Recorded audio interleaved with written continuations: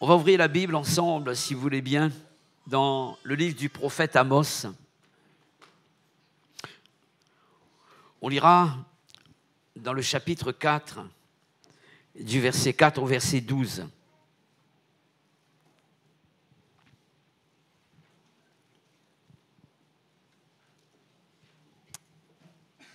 C'est Dieu qui parle ici, il parle à son peuple. J'ai été interpellé par la manière dont Dieu a parlé ici. Voici ce qu'il dit à son peuple. Est-ce que Dieu peut parler comme cela à un peuple? Au verset 4, « Allez à Béthel et péchez ». Est-ce que Dieu peut dire à quelqu'un « Allez et péchez ». Allez faire des choses contraires à ma volonté. Désobéissez-moi. C'est Dieu qui parle ici. Allez à Gilgal et péchez davantage. Offrez vos sacrifices chaque matin et vos dîmes tous les 3 jours. Faites vos sacrifices d'action de grâce avec du levain. Proclamez, publiez vos offrandes volontaires, car c'est là ce que vous aimez. Enfants d'Israël, dit le Seigneur l'Éternel.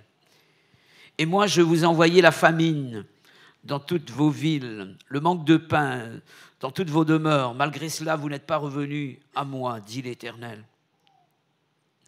Et moi, je vous ai refusé la pluie lorsqu'il y avait encore 3 mois jusqu'à la moisson.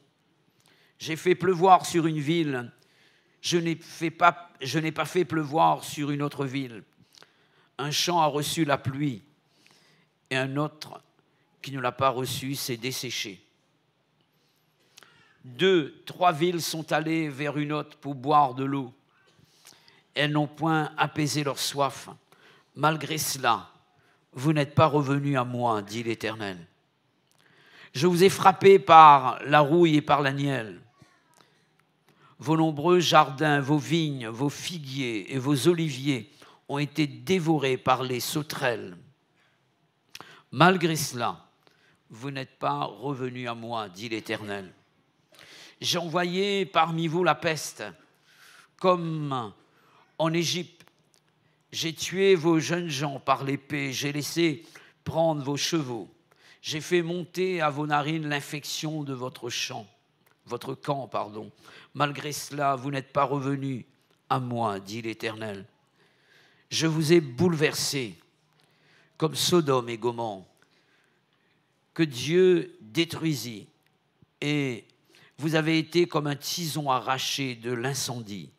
Malgré cela, vous n'êtes pas revenus à moi, dit l'Éternel. C'est pourquoi je te traiterai de la même manière, Israël. Et puisque je te traiterai de la même manière, prépare-toi à la rencontre de ton Dieu. Amen. J'ai laissé un titre à mon message pour chacun d'entre nous. Et voici quel est le titre. Quelqu'un m'a dit c'est un titre rigolo. Ça peut être rigolo, mais c'est sérieux. Père fouettard ou papa gâteau? Je parle de Dieu. Et c'est une question que je me suis posée devant Dieu en lisant ce passage. Dieu est-il un père fouettard ou bien un papa gâteau? Le père fouettard, c'est au sens premier un personnage imaginaire menaçant les enfants un peu turbulents avec un fouet pour qu'ils obéissent.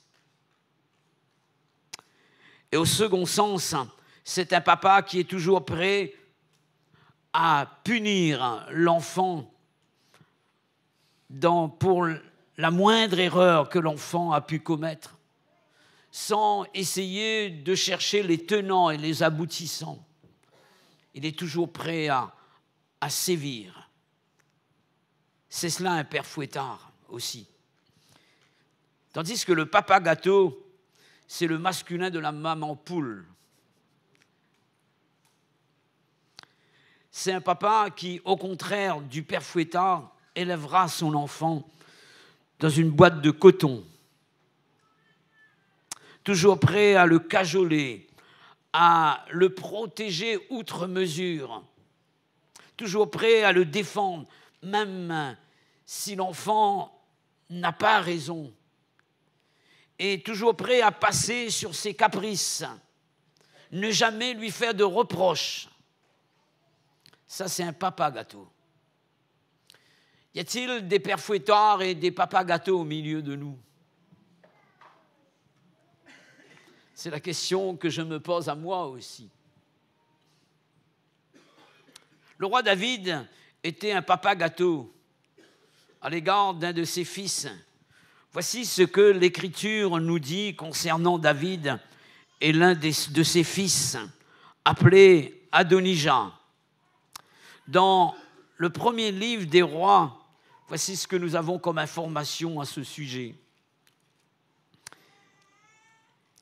Et la Bible dit ceci, que Adonijah va essayer d'usurper la place royale de son frère Salomon. Savez-vous pourquoi? Savez-vous pourquoi? Et voici ce que nous pouvons lire ensemble dans 1 Roi chapitre 1er, versets 5 à 6. Adonijah, fils de Haggith, se laissa emporter par l'orgueil jusqu'à dire « C'est moi qui serai roi ». Et il se procura un char et des cavaliers et 50 hommes qui couraient devant lui. Quelle en est la raison? Il n'est pas le seul responsable. Voici ce que la Bible dit ici. Son père ne lui avait fait de sa vie aucun reproche en lui disant « Pourquoi agis-tu ainsi ?» Adonijah était en outre très beau de figure, il était né après Absalom. Vous comprenez le résultat ici. Un père qui est un papa gâteau, qui a toujours protégé son enfant, et jamais il n'a fait un reproche à son enfant. Et on ne s'étonne pas du résultat. On ne s'étonne pas du résultat. Et que nous dit la Bible concernant le père fouettard? Dans Colossiens chapitre 3, verset 21, ne lisez pas, je vous laisse les paroles ici. Il est dit « Père, n'irritez point vos enfants, ou bien ne provoquez point à la colère vos enfants, de peur qu'ils ne se découragent. Ne soyez pas un père fouettard pour vos enfants, de peur de les perdre. » Et combien de personnes ont perdu leurs enfants par rapport à leur manière d'agir? Le titre de mon message est en rapport avec Dieu. C'est une question que l'on pourrait poser sur la personne de Dieu. Dieu serait-il plutôt un père fouettard ou bien un gâteau papa? Un papa gâteau, pardon. Voici ma réponse en rapport avec la Bible. Il n'est ni l'un ni l'autre. Alléluia. Voici ce que l'apôtre Pierre dit de lui en tant que père, sa manière d'apprécier les choses. Dans 1 Pierre chapitre 1er, verset 17, la première partie, il est dit « Si vous invoquez comme père avant tout, celui qui juge, non pas faire tomber un jugement, mais une appréciation, une manière de considérer les choses. Dieu apprécie de cette manière. C'est un Père que nous invoquons. Il est celui qui apprécie selon l'œuvre de chacun sans favoritisme. Amen. C'est cela notre Père. Il est juste. Il est juste. Dans la version Semeur, il est dit « Dans vos prières, vous appelez Père, celui qui juge impartialement tous les hommes selon leurs actes. » Vous comprenez que Dieu ne se laisse pas influencer, dominer par ses sentiments. Quand il agit parfaitement et en parfaite connaissance. Alléluia. Rien n'échappe au regard de Dieu. Dieu ne se trompe jamais lorsqu'il agit. Et on ne peut pas pointer du doigt pour dire « Seigneur, tu agis mal envers moi ». Non, c'est nous qui parfois et souvent agissons mal à l'égard de Dieu. Mais Dieu, ce qu'il fait, il le fait bien. Il a toujours raison. Amen. Il a toujours raison. On va entrer dans notre texte de base et aussi dans son contexte maintenant. Les paroles que nous avons lues dans le chapitre 4 d'Amos, à partir du verset 4, ce sont les paroles que Dieu a adressées à son peuple d'Israël et à Juda également, puisque à cette époque, le peuple a été divisé. Et la tribu de Juda faisait partie également du peuple de Dieu. Il y avait le peuple d'Israël, le peuple de Juda. Et il va parler par la bouche de son prophète. J'aimerais considérer avec vous le contexte de ce peuple-là. Dans quel contexte vivait le peuple de Dieu? Le cœur du peuple s'était détourné de Dieu. Et voici ce que Dieu reprochait à son peuple de Juda et d'Israël. Dans le chapitre 2 et au verset 4, il est dit qu'ils ont méprisé la loi de l'Éternel. Ils n'ont pas gardé ses ordonnances ou ses commandements. Ils se sont laissés égarer par des idoles mensongères. Je parle dans le chapitre 2 au verset 4. Et toujours dans le même chapitre, chapitre 2, verset 6, ils ont vendu le juste pour de l'argent et le pauvre pour une paire de chaussures. Le père et le fils allaient vers la même fille qui n'était pas leur épouse. Et le père et le fils avaient la même fille comme maîtresse, comme concubine. Et ces choses se voyaient au milieu du peuple de Dieu. Versets 11 à 12, chapitre 2, ils ont refusé la parole de Dieu. Dieu avait laissé des prophètes et ils ont repoussé les prophéties. Ils ont combattu les prophéties au milieu du peuple. Et pour camoufler toute cette vie de désobéissance, Israël, excusez-moi l'expression, a bossé dur pour mettre en avant une certaine solennité au milieu de ses cultes. Il y avait une belle apparence. Et derrière cette apparence, nous voyons ce qui se cache, la désobéissance à Dieu. Et Dieu va aller en profondeur. J'aimerais remercier le frère Alvi qui a apporté une partie de mon message samedi matin à l'église, hier. Il est au milieu de nous ce matin. Voilà. Il a parlé de feuillage. Et je dis, pourvu qu'il ne donne pas tout mon message. Et il a parlé du feuillage. Un arbre qui avait des feuilles, mais qui n'avait pas des fruits, qui avait une belle apparence. Mais Dieu n'a pas regardé à l'apparence. Dieu est allé en profondeur. Alléluia. Dieu ne regarde pas notre apparence. Clairement, Dieu ne regarde pas ta cravate ce matin. Il regarde ce qu'il y a dans ton cœur.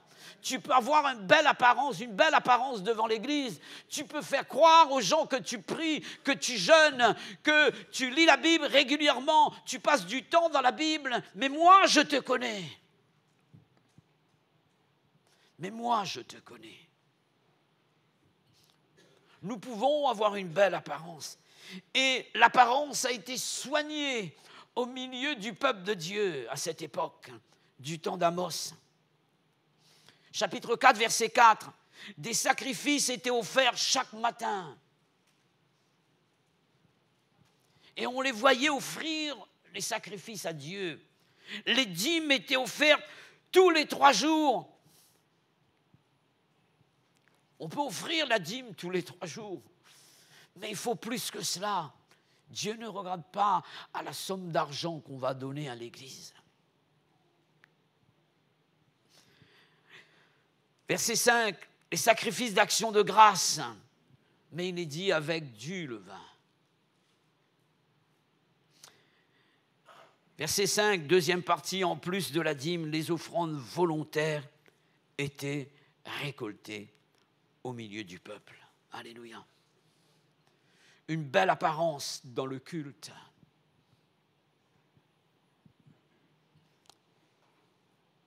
Dieu va agir, mes frères et sœurs.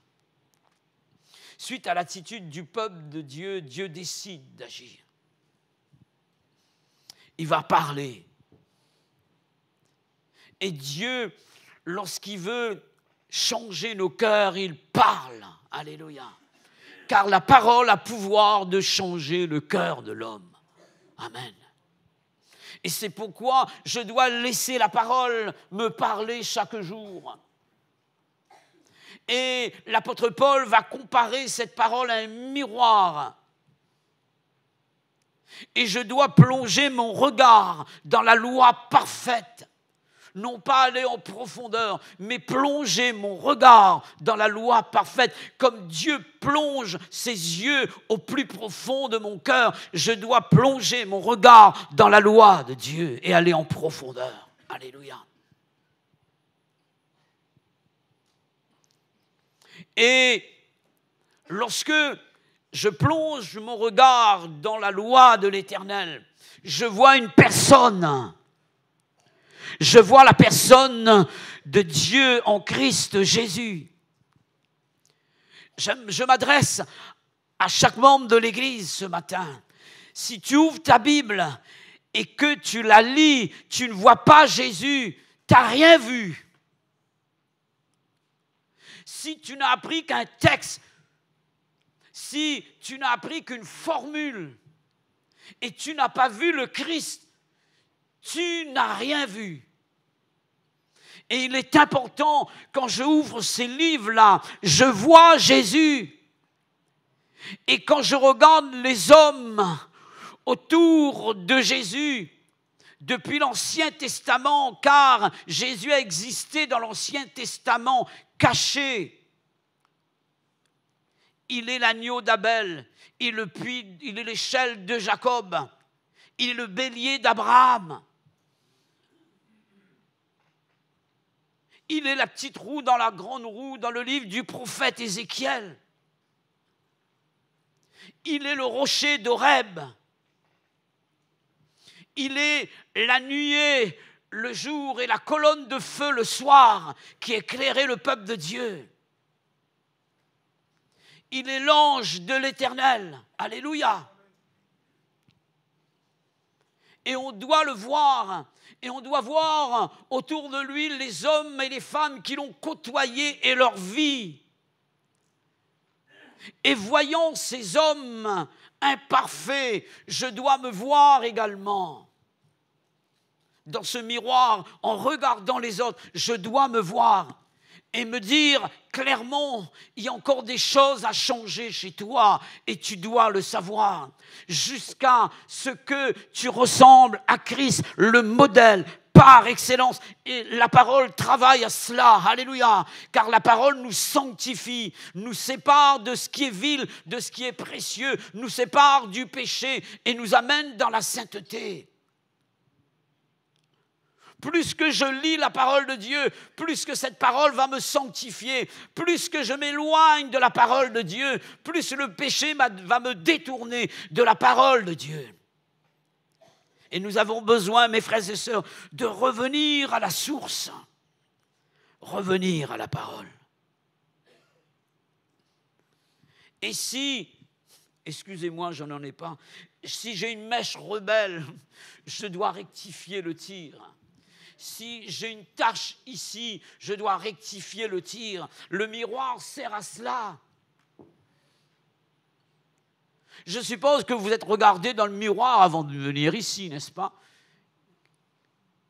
Les sœurs surtout. Alléluia. Et vous avez raison. Il y a quelqu'un qui disait à son mari, une dame, à chaque fois tu me fais des reproches sur ma tenue, sur ma manière de me maquiller, etc., de me coiffer. Et elle ne comprenait pas. Elle en voulait souvent à son mari. Tu ne m'aimes pas, disait-elle. Et le mari de lui dire, non, chérie, c'est parce que je t'aime. Quand je vois des corrections à faire, je ne voudrais pas te laisser partir comme cela. Je veux que tu sois la plus belle, justement. Et c'est comme ça qu'agit notre Dieu, notre époux, Jésus. Nous sommes son Église et son épouse.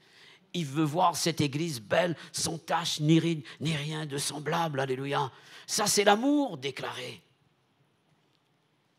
Et lorsque nous allons en profondeur dans la parole, c'est ce que Jésus fait. Dieu a parlé par les prophètes dans le livre d'Amos, mais ils ont refusé les prophéties. Alors Dieu va agir différemment. Dieu a parlé à beaucoup, Dieu m'a parlé, et souvent Dieu nous parle par la parole. Mais quand il voit que ça ne marche pas, alors il agit autrement. Dieu va exercer son châtiment contre le peuple. Il utilisera 7 plaies pour l'exercer, ce châtiment. Le verset 6, nous avons lu ensemble dans le chapitre 4. La famine. La famine. Ensuite, la sécheresse. Verset 7, première partie. Il va parler aussi dans le verset 9 des maladies qui touchent les plantes. Et il va parler donc au verset 7 de... je regarde ici, donc, au verset 7, il va parler de la rouille, etc., et de toutes ces maladies. Il va parler également des sauterelles qui vont toucher les plantes. Il va parler de la peste au verset 10. Ensuite, il va parler au verset 10, deuxième partie, de l'épée. Au verset 11, il va présenter les catastrophes naturelles. Les catastrophes naturelles. Et il va parler de bouleversements, etc. Donc, il va secouer la terre par des catastrophes naturelles. Souvent, lorsque il y a des cataclysmes, il y a toutes sortes de dérèglements au niveau de la nature, on entend à la radio ou bien à la télévision des personnes réagir en disant « le bon Dieu n'est pas content ». Et on se rit de ces gens-là parfois. Les journalistes se rient de ces gens-là en disant « vous mettez le bon Dieu dans toutes vos sauces ». La Bible dit ceci, même la nature soupire les douleurs de l'enfantement. C'est ce que la Bible dit. En tout cas, Dieu a agi ici. Il a lancé son châtiment contre le peuple. On pourrait dire que Dieu a agi en père fouettard, n'est-ce pas? Est-ce vrai? Pas du tout. Pas du tout. Et ce qui a retenu mon attention dans ce texte ici, en 5 fois, Dieu laisse cette parole à son peuple, malgré cela. Et voici ce qu'il dit, « Vous n'êtes pas revenus à moi. » Le désir de Dieu, mes frères et sœurs, lorsqu'il permet l'épreuve dans notre vie, ce n'est pas pour nous terrasser. Dieu n'est pas un père fouettard. Dieu ne prend pas plaisir à nous voir souffrir. Parce qu'il nous aime, il nous veut voir revenir à lui. Et comment s'appelle l'action de revenir à Dieu? Faire demi-tour, se repentir, revenir. Et ce matin, en 2 fois, j'ai entendu ce verbe, se repentir, revenir à Dieu, se reconvertir, retourner à la case départ pour être béni de Dieu.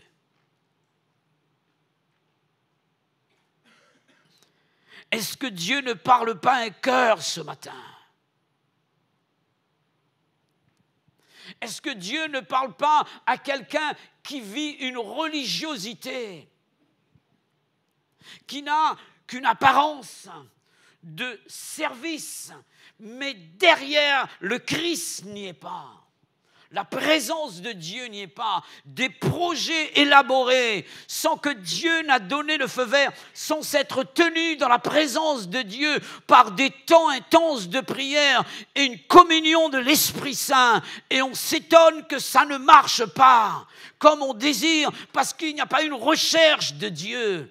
Dieu veut que son Église le cherche de tout son cœur et qu'il soit à la tête de toutes ses actions, de tous ses projets, de tous ses gestes, de toutes ses décisions. Tout doit être baigné, doit être enfanté dans la prière, dans la communion de l'Esprit Saint, afin de voir Dieu. Alléluia! Il m'est arrivé de décider, moi aussi, sans avoir pris le temps comme il fallait, de prier.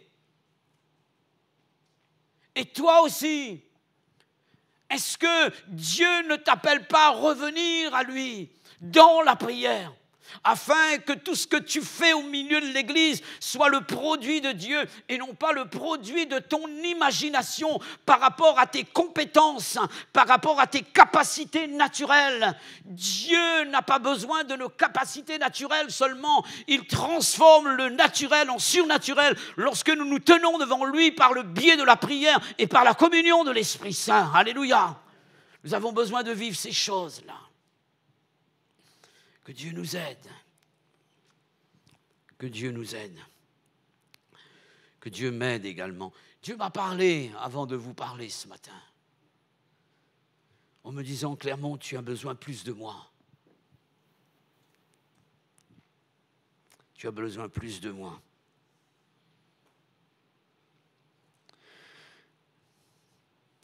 Dieu a ajouté une autre parole qui a retenu mon attention. Ce peuple par le biais du prophète Amos, verset 12. C'est pourquoi je te traiterai de la même manière que j'ai traité Sodome et Gomorrhe. Et puisque je te traiterai de la même manière, qu'est-ce qu'il dit? Prépare-toi à la rencontre de ton Dieu. On voit le cœur de Dieu ici. Amen. Un cœur qui aime. Un cœur qui aime. Reviens à moi. Reviens à moi. Nous, on s'est servi souvent de ce passage de la Bible pour parler de la mort et pour dire il faut se préparer pour le ciel. Non, Dieu s'adresse au peuple de Dieu qui s'est éloigné de lui. Reviens. Reviens.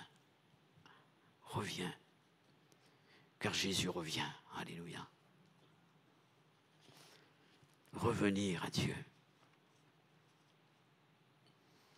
Depuis quelque temps, j'entends la voix de Dieu me parler de cette manière. Et dans toutes les prédications, je ressens la même pensée, la même orientation de la part de Dieu. Revenir à lui. Être sérieux. Se consacrer à lui. Et je ne pense pas que ce temps de louange que nous avons eu ce matin a été un temps en vain.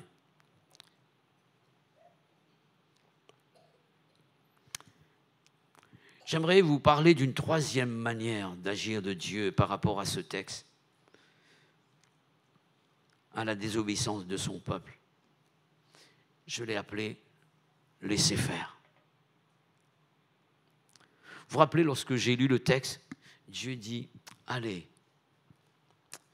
allez pécher, continuez ». Nous avons lu « allez à Béthel et péchez ». Allez à Gilgal et péchez davantage. Offrez vos sacrifices chaque matin. Offrez vos dîmes tous les 3 jours. Faites vos sacrifices d'action de grâce avec du levain. Proclamez, publiez vos offrandes volontaires. C'est là ce que vous aimez. Vous aimez faire cela? Allez, envoyez, continuez.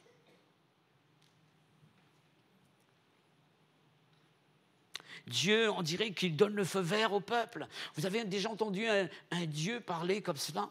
Est-ce que c'est un Dieu qui nous aime quand il parle comme ça? Il nous dit, il dit clairement, ben continue à pécher. Vis dans le péché. Vis comme tu veux. Est-ce que ce n'est pas un papa gâteau, là, ici, qui nous laisse faire ce que nous avons envie de faire? Pas du tout. Pas du tout. Laisser faire n'est pas toujours une preuve de faiblesse ou d'une personne irresponsable. Ça vous est arrivé également de réagir comme cela vis-à-vis des personnes. Vous avez dit non. Non, c'est... Vous avez dit non, c'est... Tu vas te fourvoyer si tu prends cette voie-là. Et la personne a insisté. Qu'est-ce que vous avez dit? Vous voulez? Allez-y.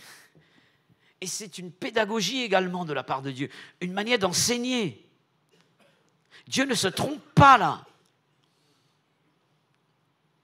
Ça vous est arrivé de dire à vos enfants, vous voulez faire? Allez. Et vous regardez, vous attendez le résultat. Dans quel but, d'après vous, vous dites ça? Pour que l'enfant apprenne de par lui-même. Alléluia. L'enfant regarde un petit bouton qui est rouge et le feu qui éclaire là. Il voit c'est rouge, c'est joli. Il va mettre le doigt dessus. Mais quand il a mis le doigt dessus et que ça brûle, la prochaine fois, il ne revient plus là. Pourquoi d'après vous? Parce qu'il a été enseigné. La souffrance et parfois le laisser-faire, c'est un enseignement. Alléluia, une pédagogie. Vous savez pourquoi nous avons des nerfs qui réagissent lorsque, si je frappe ce fer, j'aurai une douleur. Je suis sensible, je ressens quelque chose pour me dire, ne frappe pas cela. C'est un enseignement, la douleur. Vous comprenez là? Le soir, parfois on dit, l'enfant, il a peur, on va prier. La peur, ça fait partie de la vie de l'enfant également, de notre nature à nous. Vous vous rendez compte, un enfant qui n'a pas peur du tout? Cette personne marche la nuit n'importe où. Le fait d'avoir peur de dire, là c'est un endroit un peu mal famé, j'ai peur, donc je rentre chez moi. J'évite un danger là. Vous comprenez? Et tout cela fait partie de ce que nous sommes. Et Dieu nous a créés comme cela. Dieu nous a créés comme cela. Et nous ressentons des choses. Nous éprouvons certaines sensations pour éviter certains dangers. Et là, Dieu dit, fais comme tu veux. Je te laisse faire. Pourquoi, d'après vous, Dieu veut apprendre au peuple qu'il n'a pas raison et que c'est lui qui avait raison? Alléluia, que c'est lui qui avait raison. Je laisserai 3 exemples avant que nous puissions adorer Dieu de cette manière d'enseigner, laisser faire. L'exemple de Balaam, vous connaissez cet exemple? Dieu avait donné un nom, N-O-N, un refus à ce prophète du nom de Balaam, qui avait été donc contacté par Balak, le roi de Moab. Et ce roi avait demandé, vous allez trouver cela dans Nombres chapitre 22, avait demandé à Balaam de maudire le peuple d'Israël. Et il vient consulter Dieu, le prophète, est-ce que je dois aller maudire le peuple de Dieu? C'est drôle, hein? Un prophète qui demande à Dieu, est-ce que je peux aller maudire le peuple de Dieu? Et Dieu lui dit non, tu n'iras pas. Et là, l'autre, il revient, il insiste, Balak insiste, et revient, il lui envoie des présents, etc. Il dit non, je ne peux pas. Et alors, il va consulter de nouveau Dieu. Seigneur, est-ce que tu me demandes d'aller? Le Seigneur lui dit, tu y vas, maintenant. Il y va. Qu'est-ce qui se passe d'après vous? Il est sur son âne, il est sur le chemin de la désobéissance, il est sur son âne. Et puis la Bible dit qu'à un moment donné, l'ange de l'Éternel va apparaître à Balaam et à son âne. Et l'âne va voir l'ange de l'Éternel et Balaam ne voit pas. Vous vous rendez compte? Un prophète qui ne voit rien. Et son âne, l'âne est plus intelligente que le prophète, voit mieux que lui. Et ensuite, l'âne va parler au prophète. Et l'ange va bloquer l'âne pour empêcher l'âne de partir, en fait pour empêcher Balaam de désobéir. Et il va frapper son âne.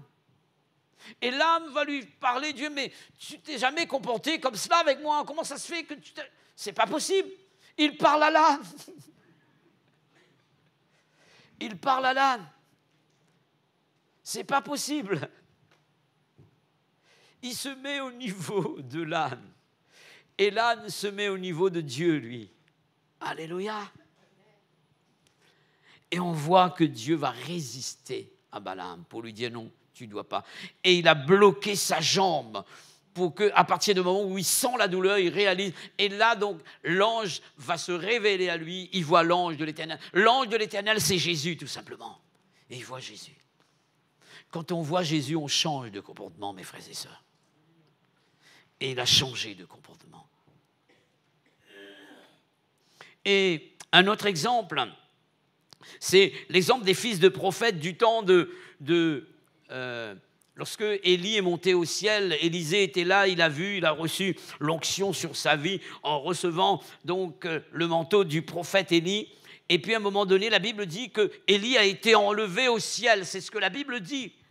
Et les fils des prophètes vont venir voir Élisée pour lui dire « Veux-tu que nous allions chercher Élie? Peut-être que Dieu l'a transporté quelque part sur les montagnes. On va le chercher, il risque de se perdre là-bas dans les montagnes. » Et Élisée lui dit « Non, il n'est pas sur les montagnes. Je sais où il est. » Alors, ils insistent. Élisée dit « Allez-y. » Et ils s'en vont.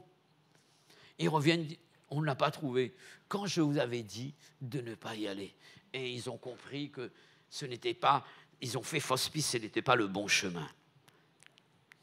Le laisser faire. Et je termine par cet exemple, le père du fils prodigue.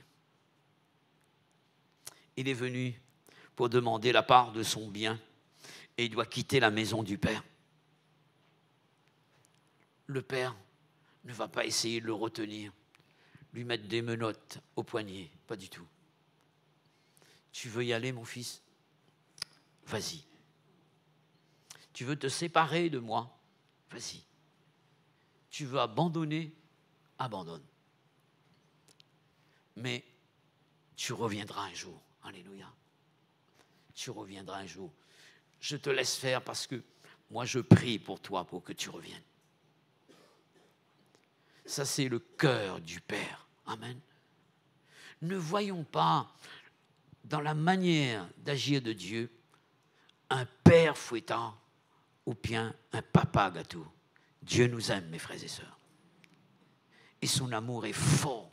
Sa manière d'agir, des fois, n'est pas comme nous. Nous, on interprète la manière dont Dieu agit. Mais Dieu, il sait ce qu'il fait. Alléluia. Je ne sais pas quelle est ta saison, par quoi tu passes, quelle est ta situation.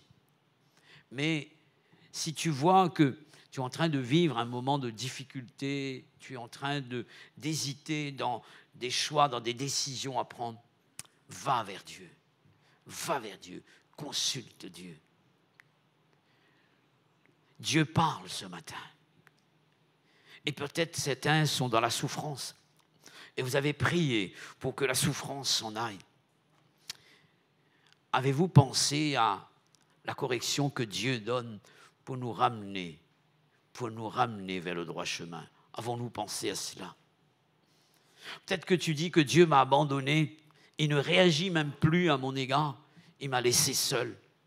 Pense à cette pédagogie de Dieu qui te laisse faire pour que tu réalises que tu as besoin de lui et que tu dois revenir vers lui. Alléluia.